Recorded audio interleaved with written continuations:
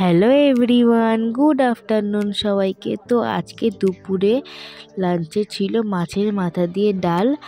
তো আজকে আমি কিভাবে মাছের মাথা দিয়ে ডাল করেছি সেই রেসিপিটা তোমাদের সাথে শেয়ার করতে। একটা কড়াইতে পরিমাণ মতন মুগ ডাল নিয়ে নিয়েছি। তো তোমরা যতটা ঘন খাবে ততটা নেবে। তারপর তোমরা ভালো করে ডালটা ভেজে নেবে, ভেজে একটা বাটি তুলে নেবে। তারপর তোমরা গরম জল করে নেবে।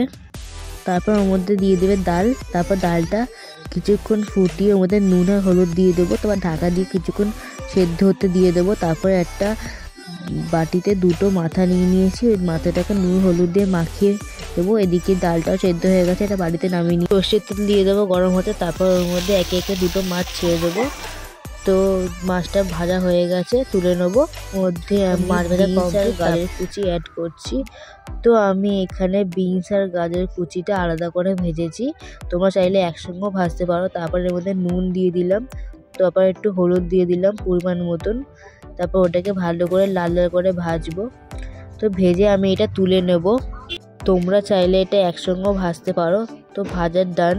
তারপর ওর মধ্যে আর একটু তেল দিয়ে দেবো। ফোড়নে দিচ্ছি জিরে, তেজপাতা আর গোটা শুকনো লঙ্কা।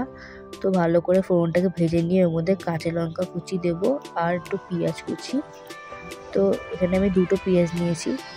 তো তারপর পেঁয়াজটাকে ভালো করে লাল লাল করে ভেজে ওর মধ্যে দিয়ে দেবো আদা রসুন বাটা।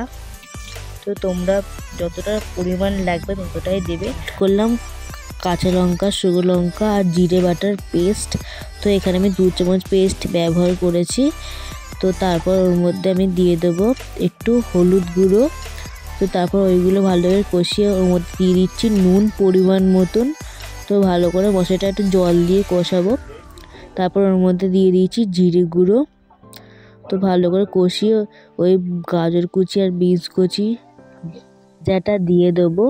তারপর আমি এখানে ভালো করে সব মশলাগুলো কষাবো। তারপর একটু জল অ্যাড করলাম। তো তোমরা যদি চাও এখানে জল অ্যাড করতে পারো, আমার জল লেগেছিলো আমি অ্যাড করেছি। তো সব মশলা ভাজার ডান। তারপর ওর মধ্যে দিয়ে দিচ্ছি সেদ্ধ করা ডালটা। তো তারপর ডালটা দিয়ে ভালো করে ফুটিয়ে ওর মধ্যে দিয়ে দেবো মাছের মাথাটা। তো মাছের মাথাটা এখানে ভালো করে গুঁড়ো করে দেবে। তারপর খুন্তির সাহায্যেও গুঁড়ো করে নেবে। তো ঢাকা দিয়ে কিছুক্ষণ ফুটিয়ে নেবে। তো আমি ভালো করে ডালটার সাথে মাছের মাথাটা ভালো করে কষে নিচ্ছি। তো ভালো করে ঢাকা দিয়ে দিয়ে কষবো। তারপর ওর মধ্যে অ্যাড করলাম জল। তো করলাম গরম মশলা গুঁড়ো, তোমরা চাইলে না দিতেও পারো।